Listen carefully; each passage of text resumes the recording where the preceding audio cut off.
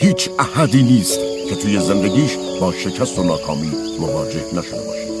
رازش اینه که از اشتباهاتتون درس بگیرید و کمترین زمان ممکن رو برای تأسف خوردن و دست و پا زدن در گذشته تلف کنید. شکست یک مفهوم ذهنی.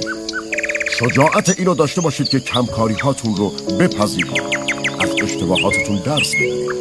وقتی سماجت رو با تحلیل و آزمایش همراه کنید، موفقیتتون بیچون و چراغ و تضمین شده است. از هدفتون دست نکشید. ازش دل سرد نشید. اگر راهی که میرین جواب نمیده، روشتون رو عوض کنید. باید کاری متفاوت با اون چه که سال قبل انجام میدادید انجام بدید. باید روشتون رو عوض کنید. مهم نیست که گذشتتون چطور بوده. آینده شما به دست خودتون رقم میخوره. انسان تنها موجودیه که میتونه زندگیشو دگرگون کنه. ازتون میخوام کاری کنید که همین الان نقطه عطف زندگیتون باشه.